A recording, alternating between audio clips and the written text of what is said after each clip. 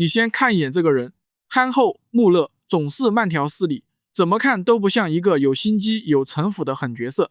可就是這麼個看上去老實沒啥威脅的人，如今在中國一個官方人口10幾億的國家裡，幾乎就是他一個人說了算。他的一句話就能定一個人的生死荣辱。自造物主創造人類以來，這種無與倫比的力量，無數人為他瘋魔，哪怕拼了自己的命，甚至付出家破人亡的代價，也還是想要得到他。可幾乎所有人到死連邊都摸不到，而得到他的人像換了一個人，所有人見了他都得低頭臣服。他想要什麼，幾乎就能得到什麼，再也沒有人敢得罪他，敢違抗他的意志。他甚至能讓一個上了年紀的人重新紅光滿面，意氣風發，像又年輕了一回。這種無與倫比的力量有個名字，它叫一個國家的最高權力。而真正攥住了他的人，就是我們現在俗稱的獨裁者。放眼今天整個世界，能把他真正拿到手的也沒幾個人，習近平就是其中之一。而接下來我會用我來代替習近平，講他通往中國權力最高之路。先把話說清楚，我用我，不是說我是他，更不是替他洗地，恰恰相反，我堅決反對中共的專制，反對習近平的獨裁。我用我，只是想讓你設身處地，真正看清一個人是怎麼一步步變成獨裁者的。你也可以把這個我當成你自己，畢竟這種無與倫比的力量，誰不想得到？得到了它，看起來就能解決你在人世間的一切痛苦。至少在沒得到之前，你會堅定的這麼以為。這種誘惑你肯定扛不住。你要是不服，可以晚上偷偷的觀察你自己過去的所有言行舉止，我相信你一定會服氣。那到底該怎麼得到它？別着急，咱們現在就一起出發。我叫習近平，1953年6月15日，我出生在北京。那一年新中國剛成立4年。首先我得簡要先跟你說清楚這個新中國是怎麼來的，不然你看不懂我這個家。在我出生之前，中國是另一拨人当家的，那拨人叫國民党，共產黨呢是另起爐灶要把國民党趕下台的一方。這兩撥人前前後後鬥了20多年，打了無數場仗，死的人數都數不清，一直打到1949年，共產黨贏了，國民黨敗退到了台灣。從那天起，共產黨成了這片土地的新主人，這才有了新中國。所以我出生的1953年，這個國家剛從幾十年的戰火裡走出來，沒幾年，整個國家一窮二白，城裡很多人日子還緊巴巴，鄉下呢，剛經歷過一場土改，就是把地主的地收上來，分給窮苦農民。這事沒過幾年，大夥兒還沒真正緩過神。可就是這麼窮，人心裡卻憋着一股氣，一股勁，打了這麼多年仗，終於贏了。以前被踩在底下的窮人翻了身，當上了家。那幾年，很多人是真覺得苦日子到頭了，好日子要來了。而在所有人裡頭，有一小撮人是這場勝利最大的贏家，就是那些帶着大家打贏了仗，打下了江山的人。新中國是他們带頭一手建起來的，這個國家的天是他們的。而我出生一睜眼就落在了這群人當中，因為我爸就是他們裡頭的一個。我爸叫習仲勳，今天的年輕人多半沒聽過這名字，可在那個年代他是個傳奇。他是陝西富平一個農民的兒子，12、13歲他就加入共青團，15歲前後因為參加學生運動被國民黨抓進牢裡。別人進了牢可能就怕了軟了，他不是，他是在牢裡正式轉成了共產黨黨員。在我爸很年輕的時候，他就經歷了家庭變故，一個少年還沒真正長大，就被推到殘酷的政治和軍事鬥爭裡。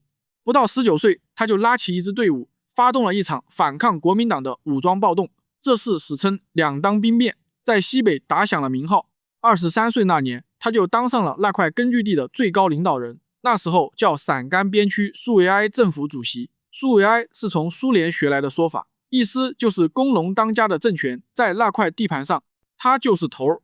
他和劉志丹他們拉起來的那塊根据地，後來成了紅軍長征走投无路時唯一能落腳的地方。說句不誇張的話，沒有我爸他們守住的那塊地，共產黨後來的歷史得改寫。毛澤東給我爸的評價是4個字：爐火純青，還說他是一個活的馬克思主義者。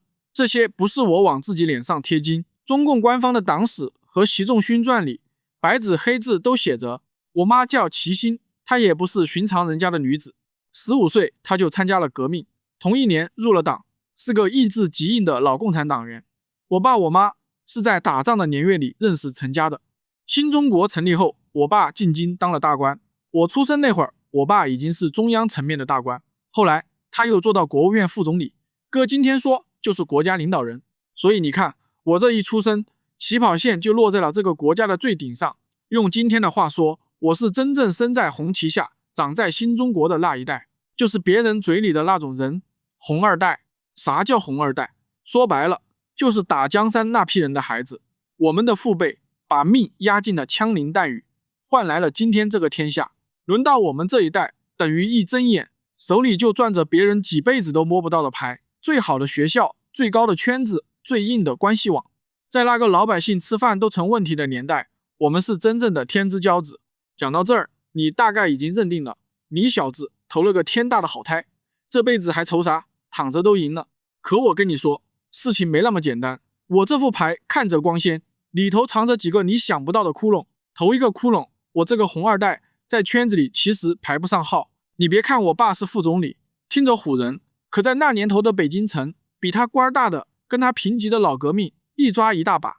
人家的爹有的是元帥，有的是政治局委員，論資格論排場都壓我家一頭。在那些真正頂尖的高幹子弟眼裡，我習近平算老幾？據後來不少海外媒體的分析，在那個圈子裡，有人壓根看不上我，覺得我不過是運氣好，投胎投進了一個還湊合的人家罷了。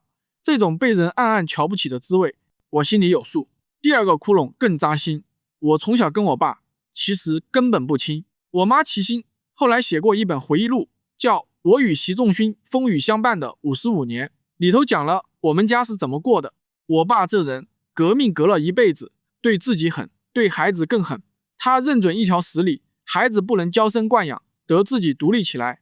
所以我們家幾個孩子從小全送去住校，一個不留在身邊。周末回家不許用他的公車接，我們自己擠公共汽車回去。家裡窮到什麼地步？我和弟弟習遠平從小穿的是2個姐姐穿剩下的衣服鞋子。你沒聽錯，一個國務院副總理的兒子穿的是姐姐淘汰下來的花布鞋。我嫌丟人，穿着花鞋上學，被同學笑話，回家跟我爸告狀。你猜他怎麼辦？他沒給我買新的，他讓我把那雙花鞋自己拿墨染黑了，接着穿。我那2個姐姐也是一樣，大姐為了不讓人知道她是習副總理的女兒，不被學校特殊照顧，我爸乾脆讓她改隨我媽的姓，叫齊喬喬。連家庭出身那一欄都從革命幹部改成了職員，而所謂回家也不是一家人樂呵呵團聚那麼回事。我們一進門，頭一件事是幾個孩子一溜站在牆根底下聽我爸訓話。訓什麼？講他當年怎麼參加革命，講我們將來也必須革命，講革命是怎麼一回事。同樣的話翻來覆去，我們耳朵都聽出茧子了。有時候心裡癢，就想溜出去玩，可沒人敢吭聲，只能站着聽。這是我後來自己回憶裡說過的。他常掛在嘴邊一句話：路要自己走，不要靠老子。你品品我這個家，表面上是天底下最顯赫的家庭之一，可對一個孩子來說，這裡頭裝着的是聚少離多，是穿舊鞋被笑得難堪，是站牆根聽訓的拘謹，還有一個永遠在忙國家大事很難親近的父親。還有一件事你得先記在心裡，因為它後面非常重要。我爸在共產黨裡頭是出了名的開明派厚道人，這一點後面會有大用。我先點一句，他這輩子最讓人記住的不是整人，而是替人平冤。文革結束後，他去廣東當一把手，頂着天大的壓力，前前後後給20萬被冤枉的幹部和老百姓平了反。他還說過一句很有名的話，在祖國的南大門，群眾卻吃不飽肚子，怎能說明社會主義制度的優越性？後來富得流油的深圳特區，就是他拍板殺出一條血路搞起來的。這些事平反多少人，說過哪句話，官方的黨史和當年的報道裡都有據可查，不是我誇我爸編出來的。一個替人平冤、推動改革、為人溫和厚道的父親，你先把這個印象擱在心裡，因為這條路走到最後，你會發現一件特別值得琢磨的事。這樣一個開明父親的兒子，後來變成了什麼樣？說回我的出身，我講這麼多不是跟你們訴苦，當然也不是顯擺，我是想讓你看清這條路上的第一關。出生是這條通往最高權力的路上第一關，也是你這輩子唯一一關，完全由不得你自己的關。你出生在哪個家，有個什麼爹，在你睜眼之前就定死了。我投了個好胎，這是事實。這副好牌後面會在幾個要命的關口實實在在幫上我的大忙，這個我後面慢慢講。可你要是個普通人家的孩子呢？你一出生，這條通往最高權力的路，從第一步起，它就不是為普通人準備的。這是這一關最殘酷也最真實的地方。可你也先別急着羨慕我，因為我這副人人眼紅的好牌，它馬上就要翻過來，變成一把差點捅死我自己的刀。我9歲那年，天塌了。1962年，我爸出事了。事情的由頭荒唐得讓人沒法相信，是一本小說。當時有人寫了一本書，叫劉志丹。劉志丹是誰？就是當年和我爸一起在西北鬧革命，創建根據地的那位大英雄，早就犧牲了。寫本書紀念他，本是天大的好事。可黨內有個特別能整人的高官，叫康生。這本書他壓根沒看，卻一口咬定這書有問題，是借着寫小說替壞人翻案，是利用小說反黨。這頂嚇人的帽子就這麼扣到了我爸頭上。因為我爸生前關心過這本書的寫作，這段事不是我編的，也不是海外誰瞎傳的，他白紙黑字就記在中共自己的黨史裡。1962年，在中央的一次高層大會上，黨史裡叫8屆十中全會，我爸因為劉志丹小說問題被康生誣陷。誣陷2個字是後來官方平反時自己用的，而真正讓這頂帽子變成催命符的是另一個人點了頭，他叫毛澤東。這裡我得停下來跟你說說毛澤東這個人，因為你不搞懂他，你就搞不懂我爸為什麼倒得這麼快，也搞不懂我後來為什麼拼了命要去坐上他那個位置。毛澤東不是共產黨的創始人，這個黨1921年成立的時候還沒他什麼事，可後來這片江山是他帶着這個黨靠槍桿子，靠幾千萬條命一仗一仗打下來的，而他能爬到最頂上，還能穩穩坐住，靠的也正是槍桿子。槍桿子裡出政權這句話就是毛澤東本人提出來的，他比誰都明白軍隊抓在自己手裡意味着什麼。一路走來，他把党把軍隊牢牢攥在了自己手心裡，成了說一不二的最高領袖，也就是你們今天常說的獨裁者。到了那個地步，毛澤東的話就是天，他想讓誰上誰就上，他想讓誰倒誰就得倒，不需要證據，不需要審判，不需要任何人點頭同意。在那次会上，他順着康生的話說了一句，利用小說反黨是一大發明，這句話也記在黨史裡。就這麼一句話，我爸一個堂堂的國務院副總理，一個九死一生的開國功臣，當場就被打成了反黨集團的头子。你看明白沒有？這就是最高權力真正的樣子。它大到什麼程度？大到一個人的一句話就能定另一個人的生死荣辱，而對方毫無還手之力。這件事對我幼小的心靈產生了極大的震撼和塑造，就是我後來拼了命也想坐上的那個位置。但這是後話了。說回我爸，這頂帽子扣下來，你可能覺得查清楚不就完了？不，這一查了整整16年。我爸先是被停職關押，我們這個家被抄了。我跟着我媽從原來的住處搬進了中央黨校，那是黨專門培養幹部的學校。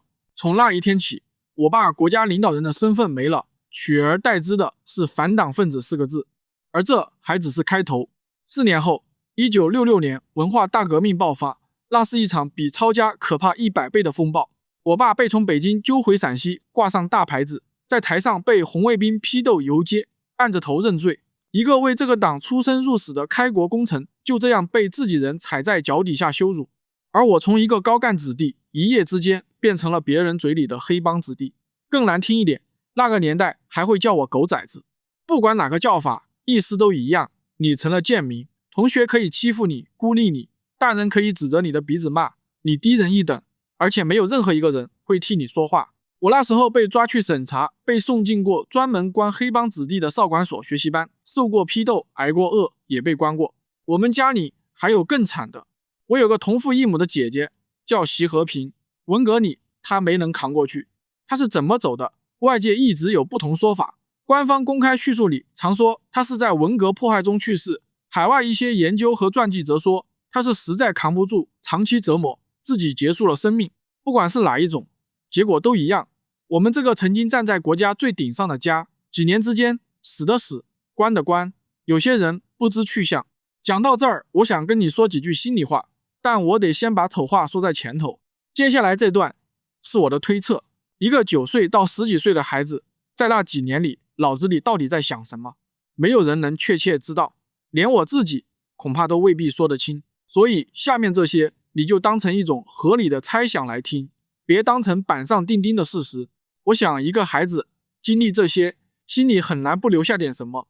他可能還小，講不出什麼大道理，他大概只是本能的感覺到這個世界翻臉比翻書還快，昨天還众星捧月，今天就人人喊打，昨天還是副總理的兒子，今天就是個誰都能踩一腳的賤民。而這一切他爸沒做錯任何事，他自己更是什麼都沒做，可災難照樣劈頭蓋臉的砸下來，沒有道理可講，也沒有地方可以喊冤。一個人在最該被保護的年紀，嘗過這種徹底的無力和恐懼，會留下什麼？我猜他會比這世上絕大多數人都更早更深的明白一件事，靠誰都沒用，這世上唯一靠得住的是你自己手裡有沒有別人拿不走捏不死你的力量。還有一層心思我也摊開跟你說，但說在前頭，這同樣是推測，不是定論。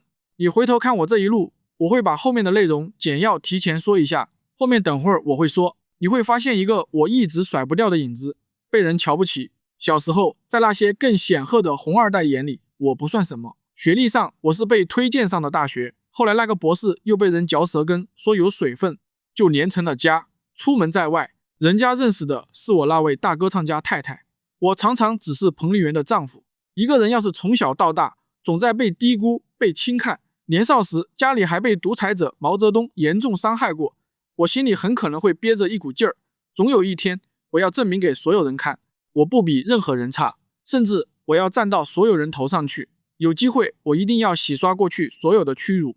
我不敢說我心裡就一定是這麼想的，但你順着這個念頭去看後面的事，我為什麼不甘心只當一個守規矩幹2屆就走人的普通領導人？為什麼非要打破所有慣例，把自己抬到核心領袖那個高度？你或許就能多看懂幾分，而這也正是我最想讓你刻進骨頭裡的那個道理。在這片土地上，權力從來不是用來享受的，權力是保命的東西。我爸有權的時候，全家風光無限，我爸權力一被奪走，我們轉眼就成了任人踩踏的賤民，連我姐的命都沒保住。一個家有權和沒權，就是天上和地下，是活着和被踩死的區別。這個道理，有些人一輩子順風順水，沒經過巨大的人生挫折，到死都沒懂。而我10幾歲就用全家的血和淚把它學會了。那這副爛到家的牌，我後來是怎麼一手一手打回來的？這得從一個叫梁家河的窮山溝說起。1969年1月，我不到16歲，響應知識青年上山下鄉的號召，我被送到陝西延川縣的一個小村子梁家河插隊落戶。說響應號召是好聽的，說白了，像我這種黑幫子弟，在北京已經沒了立足之地，下鄉是當時唯一的出路。梁家河是黃土高原上窮得叮當響的一個小村莊，住的是土窑洞，睡的是冰冷的土炕，身上長滿虱子，吃的是拉嗓子的雜糧。我一個從北京機關大院出來的少年，一下子被扔進這種地方，幹最重的農活，挑糞、修梯田、打壩。我跟你說句實話，一開始我根本扛不住。這一段官方後來的宣傳裡很少提，講的都是我怎麼吃苦耐勞。但據海外的一些傳記記載，真實的情況是，剛下鄉那陣，我幹活隨意偷懶不適應，村裡人對我印象差得很，覺得我就是個游手好閒、吃不了苦的城裡浪子。沒幹幾個月，我實在受不了，偷偷跑回了北京。可那個北京已經不是我的退路。後來我自己回憶過，那次回去沒換來安穩日子，反而被抓進學習班，吃了不少苦。有人說是半年，有人說更久，具體時間外界說法不一。但有一點很確定，我很快明白，北京也容不下我。在走投無路迷茫的時候，我去投奔了我姨父一家，他們都是延安時期就參加革命的老人，他們用自己的經歷勸我，你越往城裡躲，就越沒有出路，真正的活路是聽從中央領導的安排，回到農村去扎下根，熬出來。你改变不了環境，就只能改变你自己。所以我聽了姨父的勸，又灰溜溜的回到了那個窮山溝。這一次我沒有退路了，回去以後我變了個人，那個偷懶想跑的城裡少年再也不存在了，剩下的這個只剩一條路，把這日子過下去，而且要過得比誰都好。我開始拼命幹活，種地、拉煤、打壩、挑糞，什麼髒活累活都搶着幹。窑洞裡跳蚤多，咬得我渾身是泡，我就在炕席底下撒農藥粉。關於這段經歷，官方後來有個特別有名的說法，說我能挑100-200斤麥子，走10里山路，中間不換肩，這話是我自己講過，官方也反覆宣傳的。你信幾分自己掂量。但有一點是真的，在那個村子裡，我從一開始那個游手好閒的浪子，慢慢變成了鄉親們嘴裡吃苦耐勞的好後生。這個轉變是實實在在發生了的。我還有件事也得跟你坦白說，官方後來的宣傳裡，把我那幾年說成是手不釋卷，說我下鄉背了一整箱書，放羊時在山坡上看，晚上就着煤油燈讀到半夜。這些話你聽聽就行，因為也有很多人，尤其是海外，一直在質疑我這個愛讀書有學問的形象到底有幾分真，幾分是後來當了大官才包裝出來的。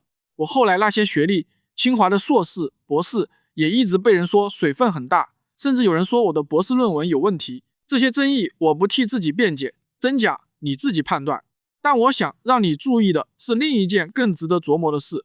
你看，同樣是我在梁家河這7年，官方把他講成一個勤奮好學、立志報國的好青年，而質疑的人把他看成一個被精心打磨，用來給領袖貼金的故事。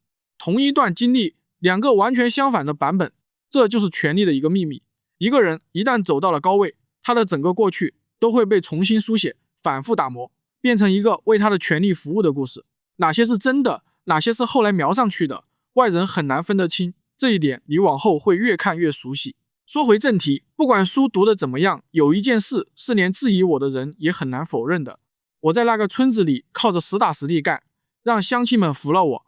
最能證明這一點的是入黨這件事。我想入團，想入黨，為什麼？因為我心裡清楚，在這個國家，你想往上走，這是唯一的門票。可我那個黑幫子弟的身份，像塊甩不掉的狗皮膏藥，一直黏着我。我遞入團申請，遞了1次、2次，直到整整第8次才批下來。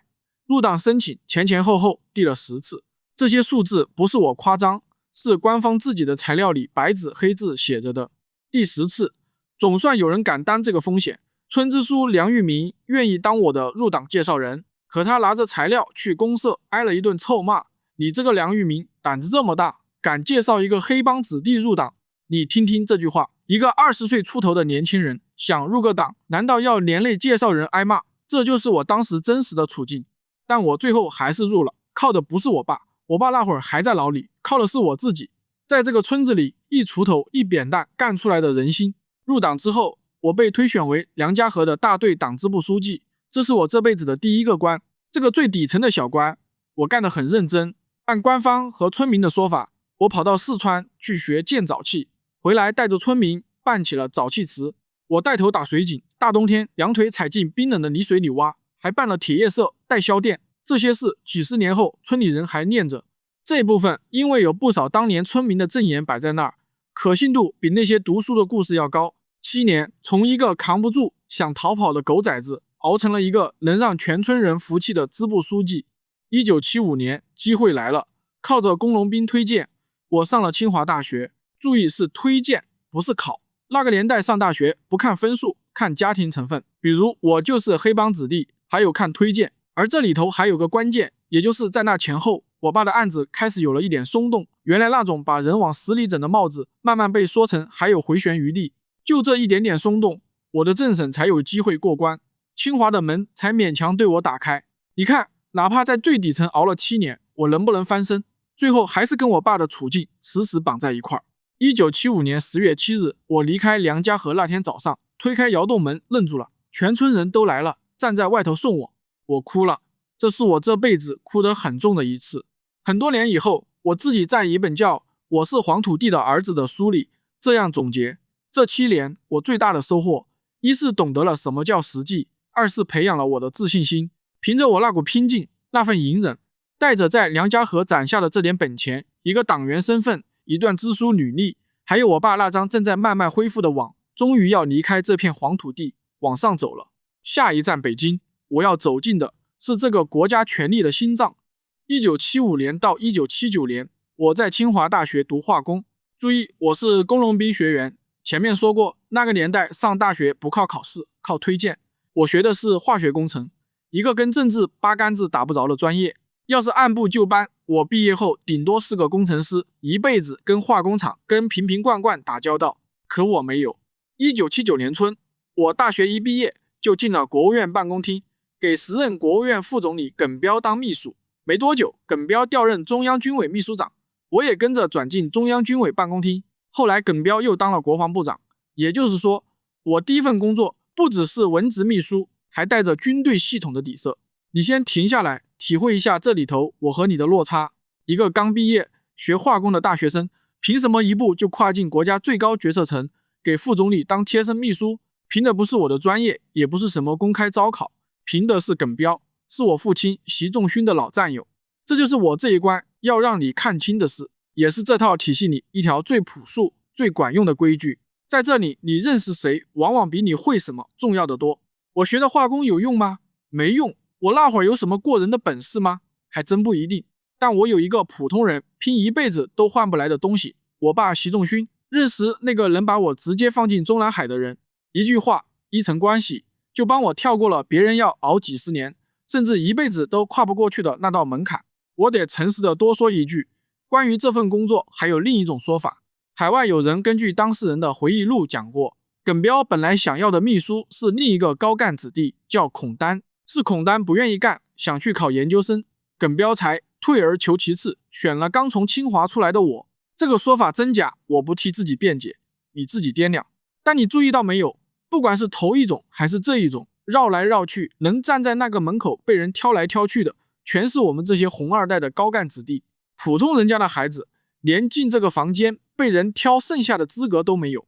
這就是這道門檻真正殘酷的地方。說到這個圈子，我順帶把一件私事也跟你交代了，因為它同樣藏着這裡頭的規矩。也是在1979年，我結了第一次婚，妻子叫柯玲玲，她父親柯華是中國駐英國的大使。你看，連娶妻我也沒出這個圈子，一個副總理的兒子娶一個大使的女兒，這算門當戶對。在那個最高的圈子裡，很多事包括婚姻都是在權貴和權貴之間流轉的。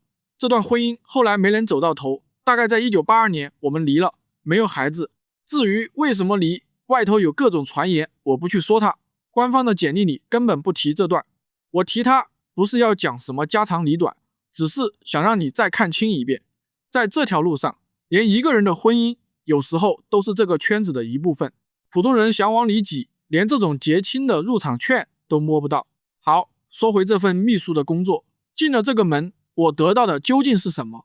是耿彪的小女兒耿燕在一次採訪裡說的一句大實話。她說，敬平一畢業就直接進了中央，直接接觸最高決策層。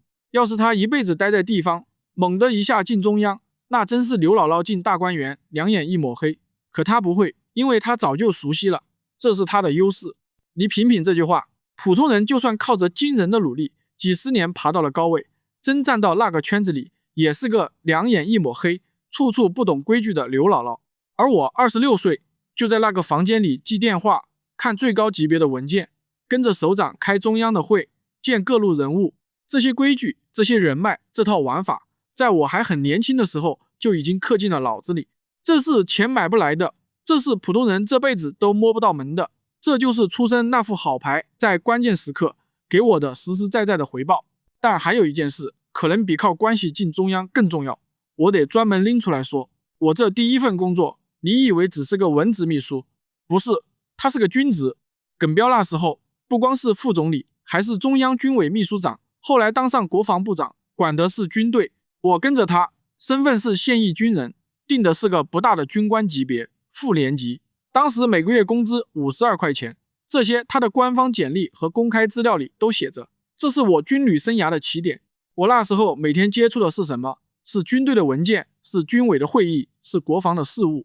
還記得我前面反復跟你講的那句話嗎？槍桿子裡出政權，在這個國家，誰攥住了軍隊，誰才是真正的老大。而我人生的第一步，就一腳踏進了軍隊的核心圈子，在國防部長身邊，實實在在看了3年，軍隊是怎麼運轉的，槍桿子是怎麼回事，軍裡頭那些人和事該怎麼打交道。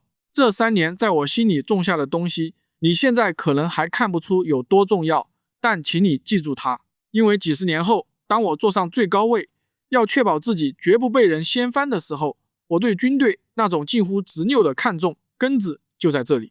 我自己後來也說過，那3年秘書生涯對我太重要了，讓我後來接手很多中央的工作都不陌生。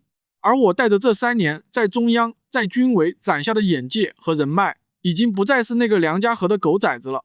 但我心裡清楚，真正的考驗還沒開始，因為我發現光待在北京，待在領導身邊是爬不到最高那個位置的。要往上走，我必須做一個讓所有人都看不懂的決定。1982年，我到了河北正定當縣委副書記。第2年，我成了縣委書記。也就是說，我不是去那裡掛個名，而是真正開始管一個縣的人，一個縣的事。你得明白這意味着什麼。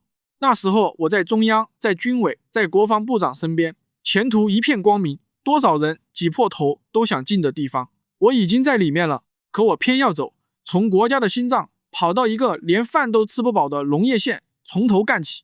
身邊人想不通，你圖什麼？這就要說到我這個決定背後的2種說法了。官方的版本很好聽，我是有理想，想為老百姓做實事，所以主動下基層。我自己後來也常說，正定是我從政起步的地方。但還有另一個版本來自海外。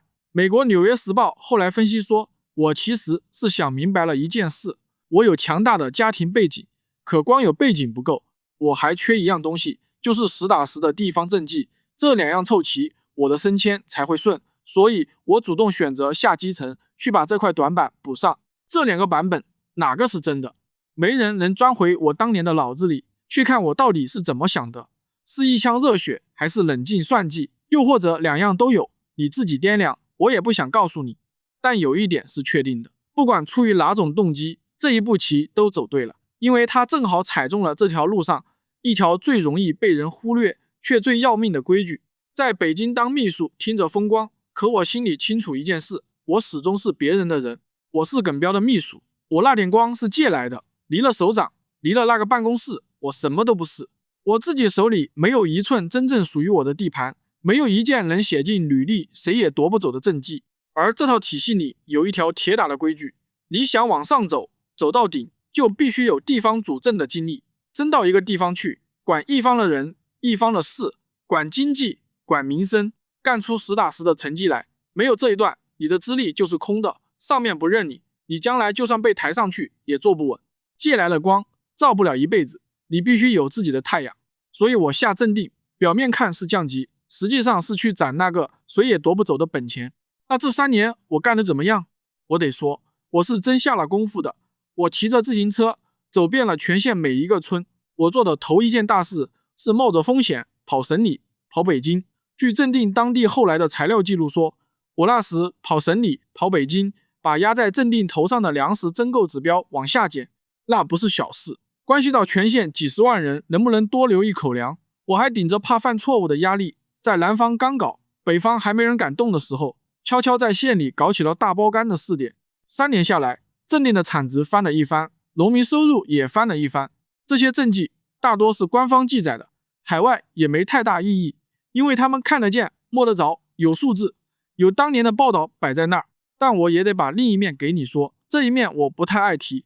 那幾年全國有嚴打，有計劃生育，正定也不可能置身事外。公開資料裡一直有人提到，正定當年在计生上動作下手很重，具體數字外界說法不一，我不把它說死。但有一點要看清，我不是只有親民那一面，該狠的時候我也能狠得下去。這一面你也得看清楚，溫情和鐵腕在這條路上從來是一體兩面。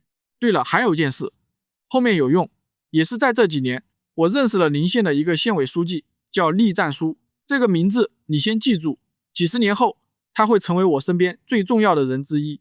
在這條路上，你什麼時候認識了誰，往往比你當時以為的影響要深遠得多。就這樣，在正定，我到底是攢下了第一份拿得出手的政績，這塊敲門磚我攥住了。可你別以為有了政績往上走就一帆風順，恰恰相反，就在正定，我重重地栽了一個跟頭，而把我從這個跟頭裡撈出來，送到下一站去的，你猜是什麼？這事的內情是當年中組部的一位副部長李銳在他的回憶裡捅出來的。李銳這個人當時正好分管幹部工作，我的事他是親歷者，是知情人，他的話分量很重。據他回憶，我在正定本來是組織上看好，準備重點提拔的苗子，可壞就壞在河北省委書記高陽在一次省委常委會上當着眾人的面把一件事給點破了。我升得這麼快，不是因為我多能幹，是因為我爸習仲勳在背後替我打了招呼。這話一公開，我在正定就有點待不下去了。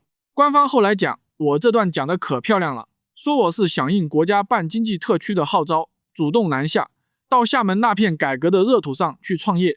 你聽聽，一個是走後門被當眾揭穿待不下去，一個是主動南下投身改革，同一件事两個版本，差了10萬8千里，哪個更接近真的？你自己掂量。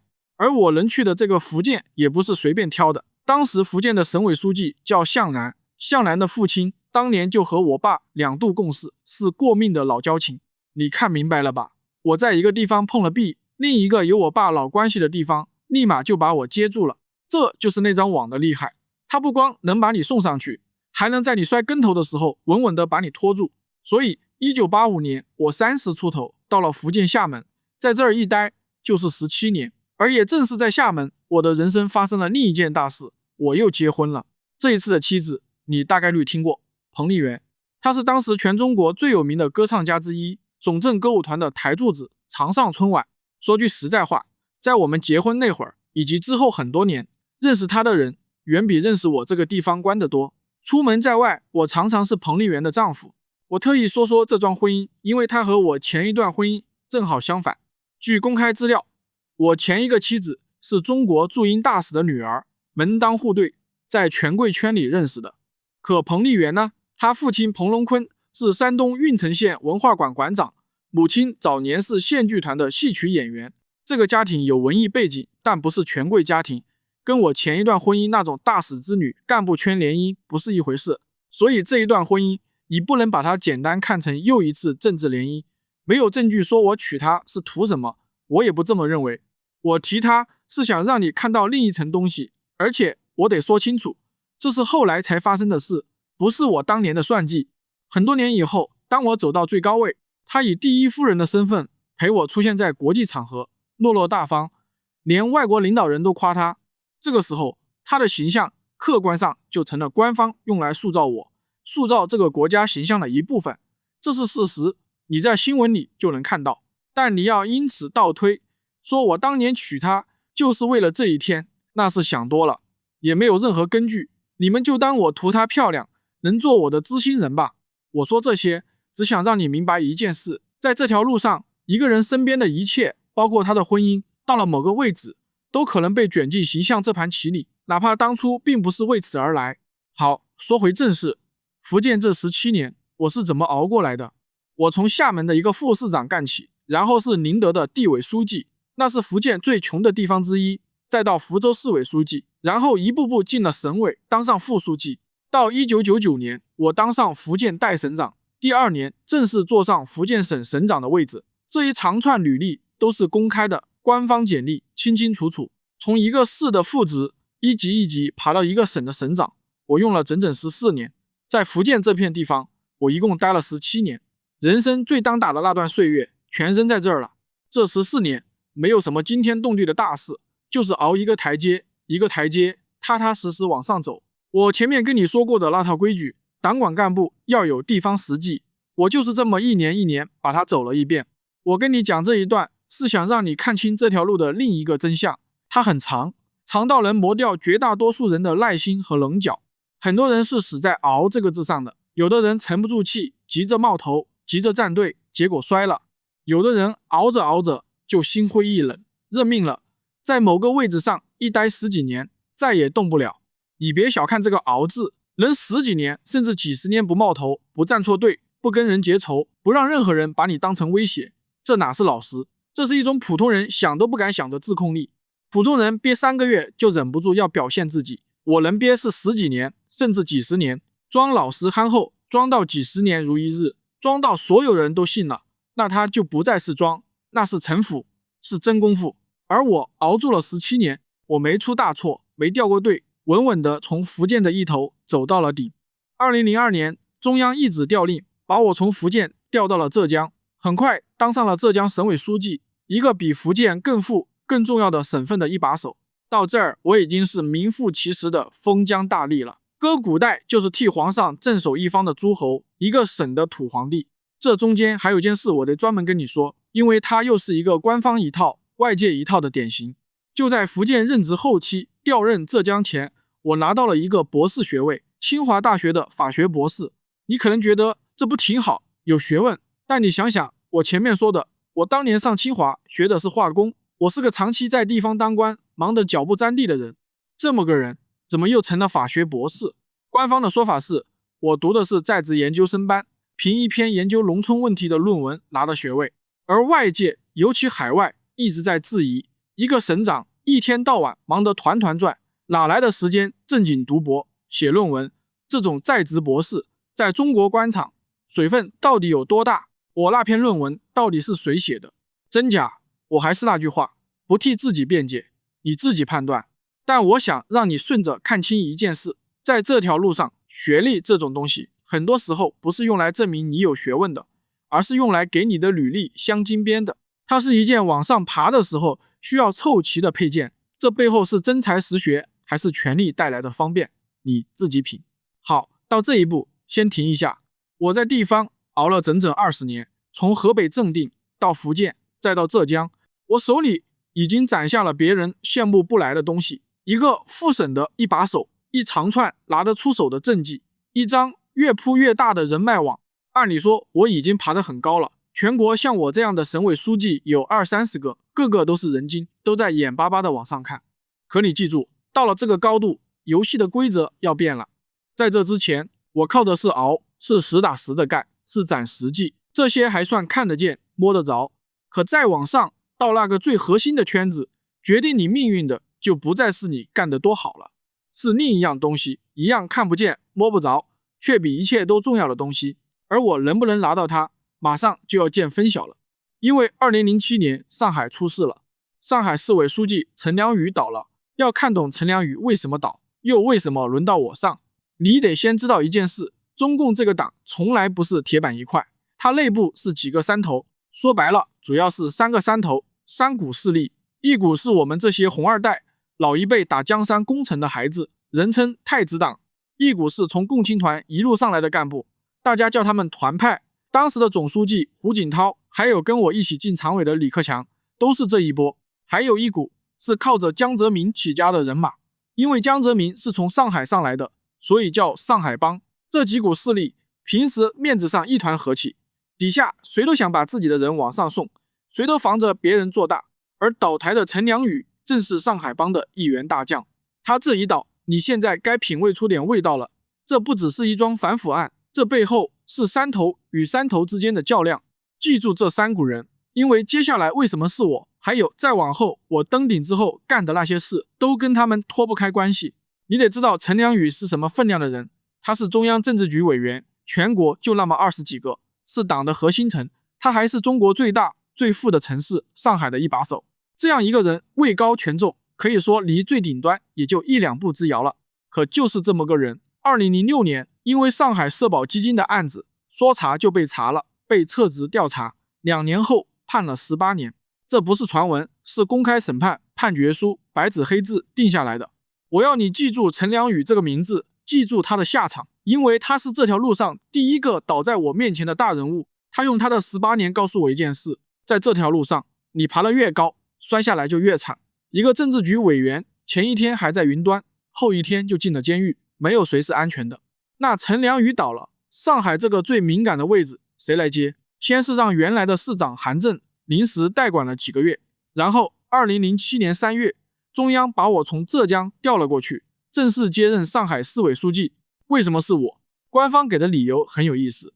我到任第2天，中組部長賀國強代表中央當眾宣布對我的評價，核心就一句話：這個人政治上強，貫徹執行中央的決策，態度堅決。你品品這句話，前一任陳良宇是因為貪腐倒的，可挑我來接他。中央最看重、最要強調的，卻不是我多廉潔、多能幹，而是我聽話，跟中央保持一致。這中間的意思，明眼人一看就懂。陳良宇真正的問題，恐怕不只是貪了錢，更是他在上海經營自己的地盤，不那麼聽中央招呼。而我最大的優點，就是絕對服從中央。至於外界的說法，那就更直接了。據海外媒體報道，當時上海這個位置，中央有好幾個人選，除了我，還有江蘇的李元朝、天津的張高麗，最後是太子黨的我壓過了團派的李元朝。也有說法講，這背後又是曾慶紅這些人在替我說話，這些真假你自己掂量。2007年3月，我從浙江調任上海市委書記，你想想這個安排，上海是什麼地方？中國最重要的城市，這個位置歷來是要進中央核心的人才坐得上的，把我從浙江調去接這個最敏感、最燙手的位置，這本身就是一個信號，上面那個最高的圈子看中我了。這一年是我這輩子升官升得最快的一年。3月去上海，7個月後，2007年10月，中共17大召開。就在這次大會上，我一步跨進了中國權力的最核心——中央政治局常委。我得跟你說清楚這一步有多不尋常。在這之前，論黨內的層級，我只是一個中央委員。中央委員有200多個，聽着不低，可離最頂上還遠着呢。按正常的台階，中央委員要先熬成政治局委員20幾個人，再熬幾年，才有可能摸到最頂上的政治局常委7個人。以前是9個人。可我呢？我從一個中央委員把中間政治局委員那一整級直接跳過去，一步就進了常委。我從一個梁家河的狗崽子到中國最高權力圈子裡的9個人之一。我當時才54岁，我一步直接跳進了塔尖的常委，排名第6。同我一起跳上來的還有李克強，我們倆一個第6，一個第7。外界一看就明白，這是被放進接班人序列了。現在我要再次強調這一點，再次重複強調這一點，也是整條路上最關鍵的一個轉折。到這一步，你發現沒有？遊戲的規則徹底變了。在這之前，我靠出身，靠關係，靠在地方熬了幾十年攢下的政績，一步步爬，這些東西好歹還是看得見、摸得着的。可這最後的臨門一腳，從一個省委書記直接跳進最高的那9個人裡，靠的是什麼？不是我政績比所有人都好，全國能幹的省委書記多了去了，靠的是另一樣東西，那個最高的圈子認了我。那他們為什麼認我？為什麼是我，不是別人？這個問題是整條路上最深也最沒有標準答案的疑問。沒有人能給你一份紅頭文件，告訴你為什麼是我習近平。我把外界幾種主要的說法擺給你聽，你自己琢磨。一種說法有維基解密公開的美國使館電報做底。據電報裡中共內部人士的說法，2007年那次黨內搞過一次摸底的民主推薦，400多名黨的高官投票，我的支持度很高，再加上我的紅二代身份，所以我力壓了李克強，排到了他前面。另一種說法流傳更廣，海外不少媒體和分析都這麼講，我能上位背後是江澤民、曾慶紅這些手握重權的老人在賞識我、推我。但還有一種說法，我覺得可能最接近這套遊戲的真相，那就是他們選我恰恰不是因為我最強、最出彩、最能幹，而是因為在那個時間點各方勢力鬥來鬥去，誰也不服誰，而我是那個所有人都能接受，誰都不覺得我會威脅到他的人。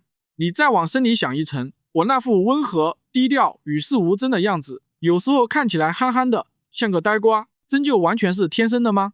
還是說這幾十年我早就看透了，在那個人人提防、互相算計的最高圈子裡，你越是露鋒芒，越是顯得有野心，急着證明自己，反而死得越快，而讓所有人都覺得你沒威脅，都能控制住你，都願意推你一把，這才是最高級的往上爬的本事。各派都鬆了口氣，這個人老實厚道，選他，大家都放心。可他們可能全都看走了眼，這裡頭的厲害，你先記着，等會就有一個活生生的例子擺在你面前。而這些說法真假虛實，你自己掂量，我不會告訴你真相。但有一個道理是確定的，我希望你刻在心裡。到了最高這一層，決定你生死的，不再是你有多能幹，而是那個圈子認不認你，放不放心裡。這就是這條路上那樣最看不見，卻比一切都重要的東西。而我得到了它。可你別忘了之前說的陳良宇，在這個金字塔頂的權力圈子裡，得到3股力量的認可，你就一步登天；失去他們的認可，你就是下一個陳良宇，被判18年的人。我現在離那個最高的位置只差最後一步了。而緊接着2007年12月，我又接了一個很有講究的職務——中央黨校校長。這個安排，但凡懂點門道的人都看明白了。管黨校就是管全黨幹部的腦子，管这個黨的理論和路線。把這個交給我，等於把接班人3個字明明白白寫在了我臉上。可你別以為被定成了接班人，就等於穩穩當當能接上。從2007年被點為接班人，到2012年真正坐上最高那個位置，這中間還隔着整整5年。這5年我走的是一套誰都看得見的規定動作。2008年當上國家副主席，2010年又補上了一個最關鍵的頭銜，中央軍委副主席。你看，又是軍隊。正式接班之前，先讓我把手伸進軍隊，這一步的分量，你現在應該懂了。但你別以為定了接班人就穩穩當當能接上，這5年一點都不太平。先說我要接的這個班是個什麼樣的攤子。我的前任胡錦濤，外界給他一個評價，弱。他在位10年，黨內幾股勢力盤根錯節，誰也不太買他的賬，以至於有句話傳得很廣，說他的政令出不了中南海，意思是他在裡頭拍了板，出了那個門，底下各省各部門各幹各的，根本不當回事。再加上那些年當官的貪腐已經爛到了根上，我接手的就是這麼一個一盤散沙、腐敗透頂的局面。這件事你得記住，它太重要了。正因為前面這攤子爛成了這樣，我後來上台才有了一個現成的理由。這個國家不能再這麼鬆鬆垮垮下去了，得有一個人把權力重新攥緊才收拾得了。至於這是為了收拾爛攤子，還是借着爛攤子給自己集權，這兩樣其實是一體的，你自己品。更懸的是，就在我登頂前的最後1年，出了一件大事，差點攪亂整個棋局。還記得我剛跟你說過的那句話嗎？在這個圈子裡，越露鋒芒，越顯得有野心的人死得越快。現在這個人來了，他叫薄熙來，跟我一樣也是個紅二代，論野心一點不比我小。他當時在重慶當一把手，搞得轟轟烈烈，一手大唱紅歌，一手大張旗鼓的打黑，聲勢照得全國都知道，明眼人都看得出來，他也是衝着最高那個位置去的。說句實話，至少在外界看來，他是我登頂前最扎眼也最危險的一個競爭者。可鋒芒太露的人，下場往往也最慘。2012年，他栽了。他的親信重慶公安局長王立軍，有一天突然跑進了美國駐成都的領事館，捅出一連串內幕，把薄熙來整個拖下了水。隨後，薄熙來栽得驚天動地，徹徹底底。先是被開除黨籍，開除公職。你可能對開除黨籍4個字沒什麼概念，我告訴你，在中國這個國家，對一個當官的來說，這基本就等於宣判了政治上的死刑。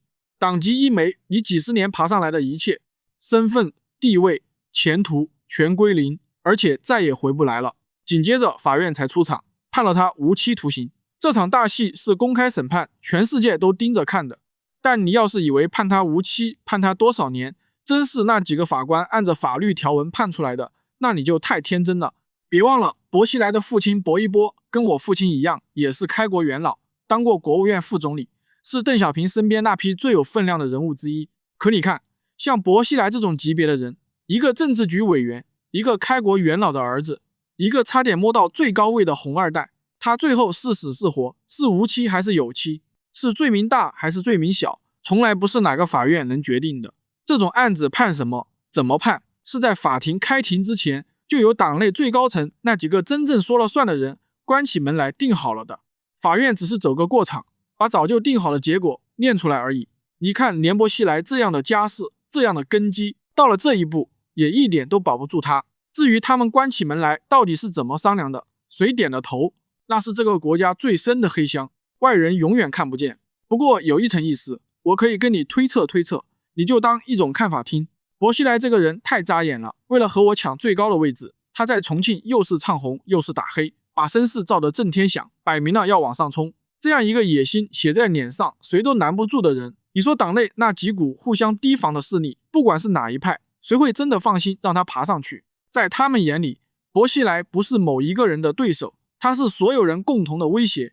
所以當王立軍那件事一爆出來，與其說是薄熙來運氣不好撞了槍口，不如說是各方力量正好借着這個現成的由頭，默契的合力的把這個誰都不放心的人一次性徹底解決掉了。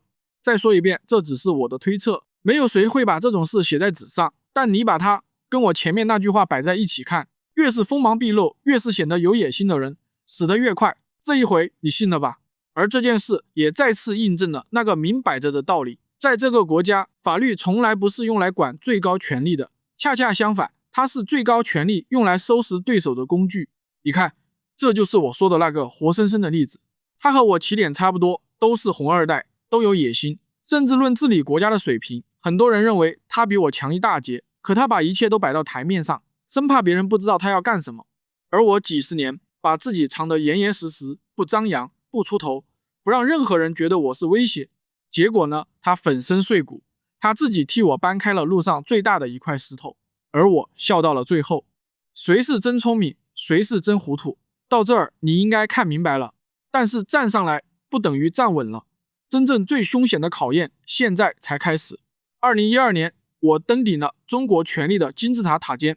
那一年的中共18大，我當選為中共中央總書記，同時拿下了中央軍委主席。第2年，國家主席也到手，黨政軍3樣齊了。從梁家河那個挑糞的狗崽子到這個國家說一不二的人，我才59歲。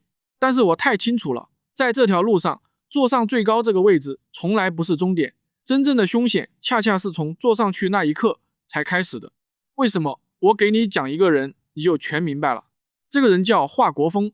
華國鋒是誰？毛澤東臨死前親口指定的接班人，留下一句話：你辦事我放心。毛一死，華國鋒手裡的牌好得讓人眼紅，中共中央主席、國務院總理、中央軍委主席，黨政軍3個最硬的頭銜，他一度全占了。論頭銜，他比誰都全，跟我後來一模一樣。那他坐穩了嗎？沒有，短短幾年，他就被一個頭銜比他低得多的人一步一步架空奪權，最後客客氣氣的請下了台。那個人叫鄧小平。華國鋒輸在哪兒？他輸在他那些天大的頭銜是毛澤東給他的，不是他自己掙來的。軍隊裡的人不是真服他，黨內那些老人不是真認他，位置是別人給的，根子是他自己沒有的。所以他那一身唬人的頭銜看着風光，其實是空的，人家輕輕一推就倒了。這段事不是什麼秘聞，公開的黨史和歷史資料裡都查得到。你現在該明白我前面為什麼反復跟你強調槍桿子裡出政權，誰攥住軍隊誰才是真老大了吧？華國鋒就是個活生生的反面教材，我絕不能做第二個華國鋒。所以我登頂之後做的最狠最要緊的一件事，就是把權力，尤其是軍權，牢牢的徹徹底底的攥死在自己手裡。我的辦法叫反腐。2012年底上台後，我很快把反腐这把刀抽了出来。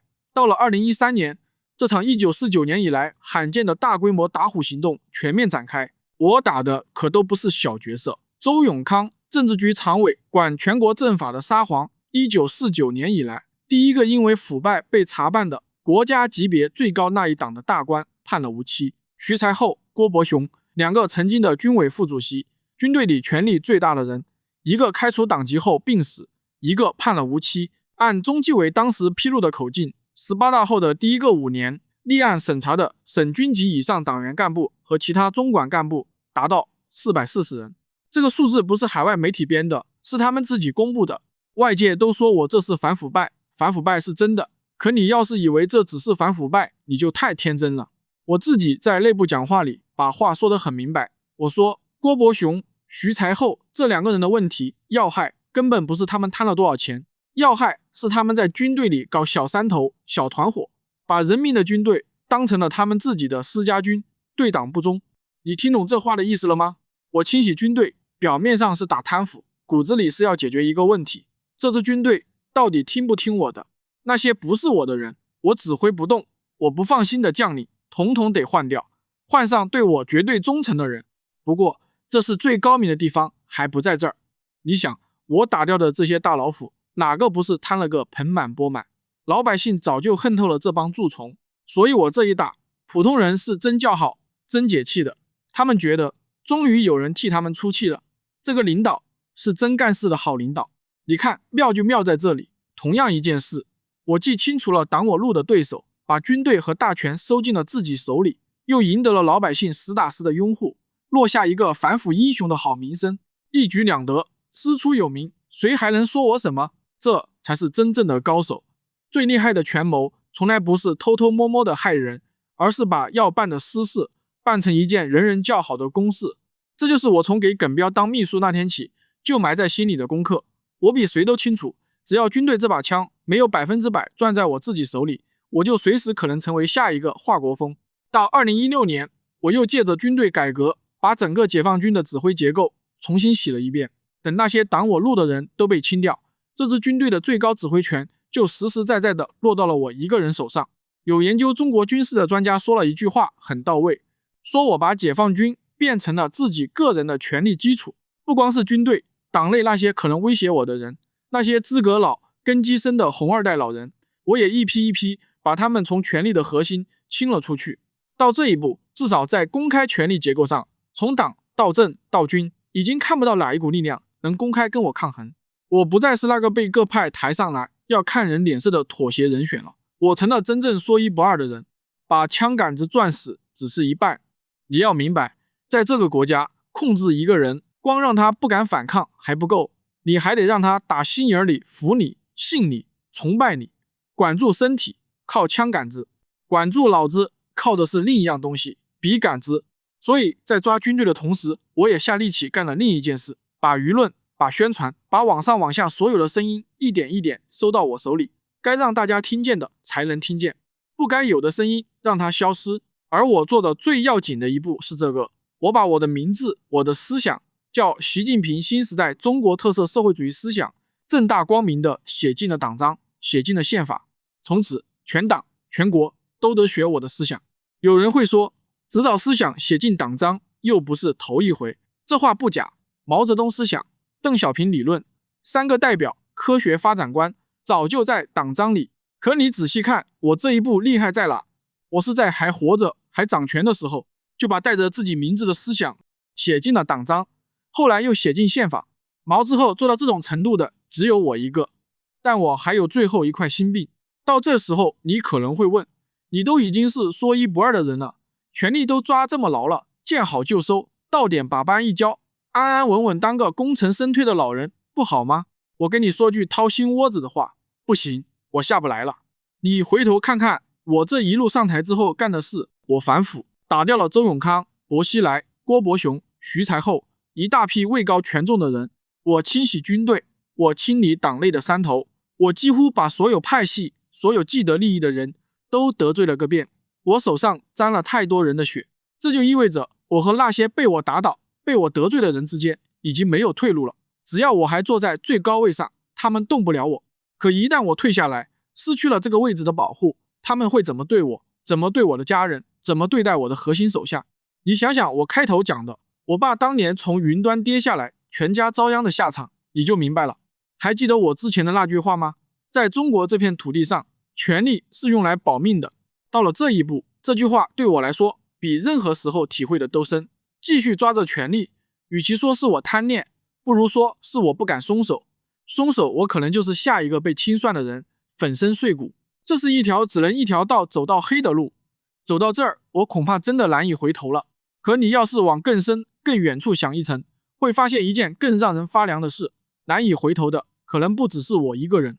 幾十年前，建國者毛澤東就給這片土地立下了一個樣板，一個可以站在所有人、所有規矩之上，大權獨攬，一直幹到死。他沒有給這個國家留下一套能真正管住最高權力的制度，他留下的是一套誰登頂誰就說了算的邏輯。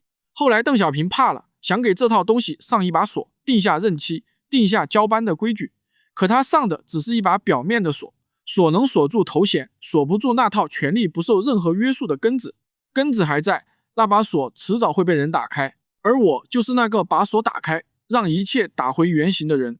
所以你看，這未必是我一個人有多壞多貪，更像是只要這套不受約束的權力還擺在那兒，只要那個最高的位置還是誰坐上去，誰就能為所欲為。那麼不管換成誰，是我還是另一個人，被這套邏輯推着走到最後，大概都會變成今天的我這個樣子。這已經不是一個人的選擇了，這是一種藏在這套權力結構裡的一代一代掙不脫的宿命，而我不過是這條宿命鏈條上的一環。既然回不了頭，那我就索性把這條路走到底，而走到底只有一個辦法，把權力永遠的攥在自己手裡，再也不鬆開。可偏偏有一道東西擋在我面前。按照鄧小平時代留下來的安排，國家主席這個國家元首的名分，連續任職不得超過2屆。更重要的是，黨內還有一套不成文的規矩，最高領導人幹10年就該交班。明文的限制加上政治的慣例，合在一起，死死卡住我的脖子。這道規矩是鄧小平當年吸取了毛澤東晚年大權獨攬，搞到天下大亂的教訓，專門立下的一道保險，就是為了防止這個國家再出第二個一個人說了算、幹到死的強人。這話不是我替鄧小平說的，他自己當年就公開講過，要廢除領導職務終身制，白紙黑字寫進了改革的文件裡。而為了徹底解開這塊心病，讓這道保險再也卡不住我的脖子，於是2018年3月11日，我把它拆了。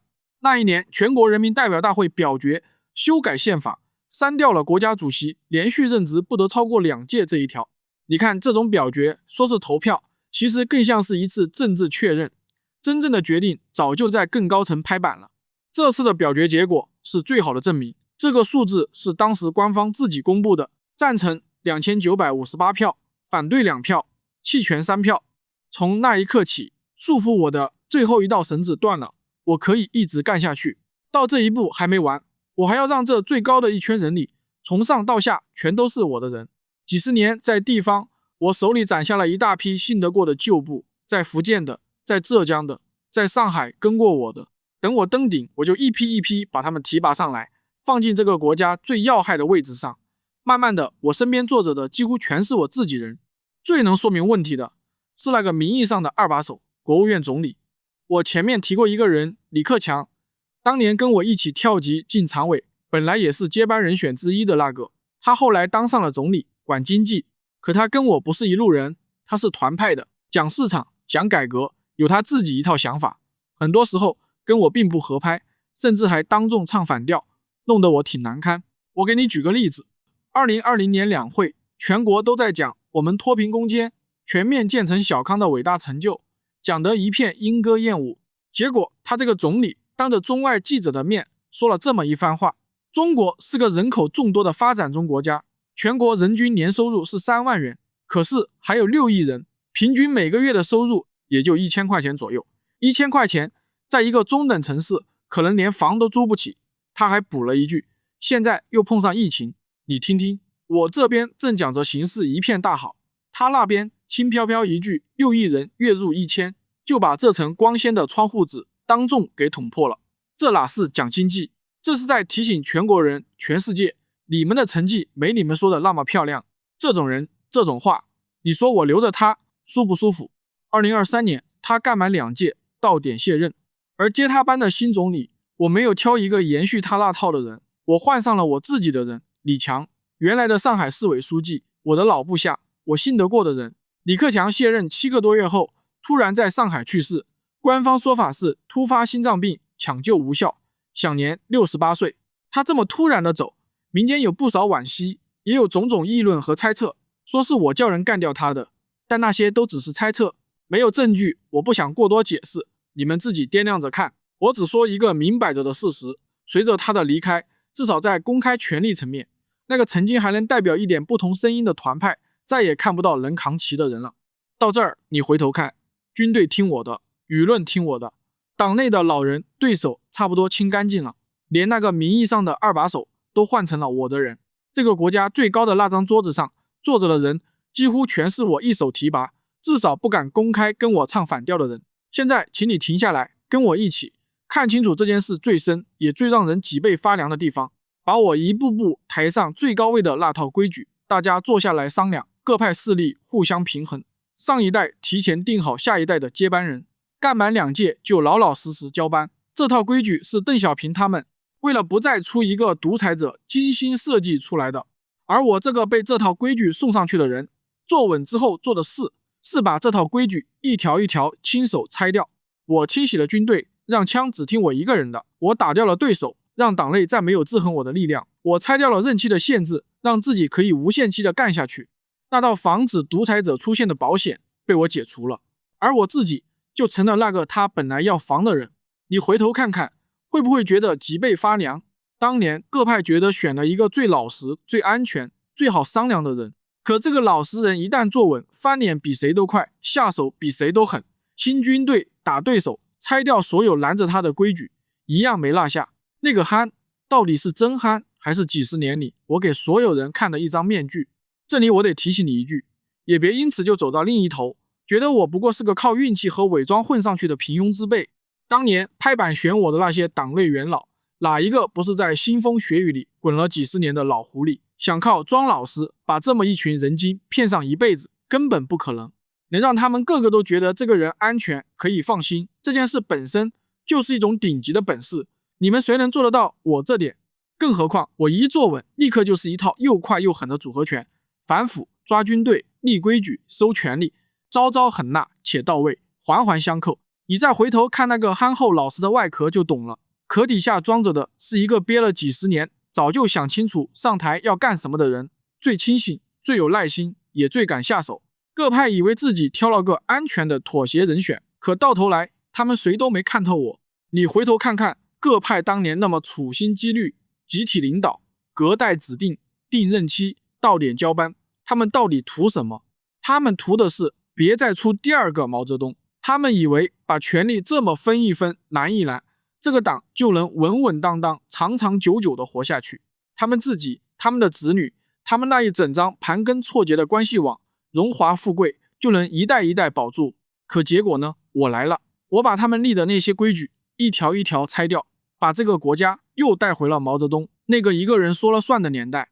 黨內黨外幾乎所有人都在罵我，說我開歷史倒車，說我是千古罪人，所有的髒水，所有的罪過都往我一個人身上潑。我認，可我也想讓你把這事看得更透一點。我前面說過一句話，這兒我再說一遍，就算沒有我，習近平遲早也會冒出一個下一個習近平，我只不過是提早來了一步而已。你不信？那你想想這套規矩到底靠什麼撐着？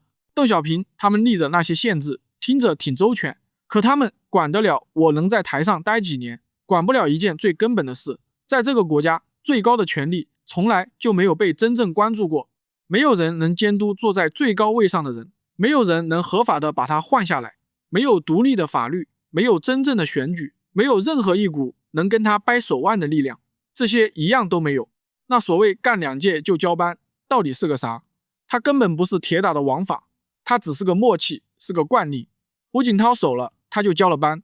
我不想守，而我手裡的權力大到沒人能逼我守，那我就把它廢了。一個连最高權力都關不住的體制，出我這樣一個人，不是什麼意外，是早晚的事。他過去能太太平平幾十年，不是因為他防得住獨裁者，只是因為那幾十年恰好沒人狠下心來這麼幹。我只是第一個狠下心，還真幹成了的人。還有件事你得想明白，很多人懷念我上台之前那些年，說那時候經濟好，日子鬆快。可你別忘了，這套體制的病根一天都沒好過，權力照樣沒人管，貪腐照樣爛到根，老百姓照樣沒有監督誰、撤換誰的權利。只不過那時候經濟在漲，口子鬆一點，這些病被蓋住了，被沖淡了。我沒有憑空發明獨裁，我只是把這套制度骨子裡一直就有的那個東西，權力可以不受任何約束地轉到一個人手裡，明明白白做到頭，撕開了給所有人看。所以你再想想我前面反復說的那句話，在中共這一黨專政之下，有權就是保命，沒權就是隨時可能被人拿捏，被人清算。我得罪了那麼多人，我敢鬆手嗎？我退得起嗎？是這套有權活沒權死的環境，一步一步把我逼成也未成了今天這個樣子。這不全是我一個人的過錯。你們別忘了，我跟你們一樣，本來也只是個普通人，是這片土地這套規矩挑中了我，也造出了我。現在讓我從習近平這個身份裡退出來，咱們說回現實。這時你大概會鬆口氣，還好，這些都是天上大人物的事，獨裁者跟我一個普通人有什麼關係？你甚至會有點眼饞的想，你看看人家那位置，花不完的錢圍在身邊，數不清的俊男美女，享不盡的特權，更別提那種說一不二的滋味。幾乎所有人見了你，都得順着你的意思來，圍着你轉，巴結你，捧着你，想想都讓人心裡癢癢難受。可那又怎樣？這輩子我反正是沒機會爬到那個位置了，這些天大的好處我一樣也撈不着，所以認了吧。這跟我有啥關係？別急着絕望死心，我告訴你，你一定有機會的。1000多年前，基督教的神學家就看透了人心裡的困境，他們把人心裡最容易失控，也最容易讓人痛苦的那些慾望歸成7樣，起了個名字叫7宗罪：傲慢、貪婪、嫉妒、憤怒、懶惰、暴食、色欲。這7樣習近平心裡有，你心裡有，我心裡也有，這就是一個人能變成獨裁者的前提。你想想，我們普普通通一個人辛辛苦苦活一輩子，圖的是什麼？說穿了，無非是錢，是慾望的滿足，是讓自己和自己的後代過得更好，更有面子。那我們最恨的又是什麼？是自己的利益被人侵犯，被人挑戰。你回想一下，當着面有人指出你的毛病，駁了你，你頭一個反應是什麼？是虛心聽進去，還是心裡咯噔一下，先想着反擊，想着挽回面子？你心裡有沒有過那麼一點，希望大家都聽你的，都高看你一眼，都捧着你？這就是人的本性。說到底，人是自私的，一旦自己的利益受到威脅，一旦手裡有了能壓住別人的力量，那個想說了算，想把一切攥在自己手裡的念頭就會冒出來。所以你別因為這輩子當不成習近平，就覺得跟獨裁這兩個字沒關係了。機會有的是，它就藏在你自己都看不見的角落裡，或許在你的家裡，在你的親戚朋友中間，在你打交道的陌生人身上，在你待過的大大小小的單位、組織裡，也可能就藏在你自己身上。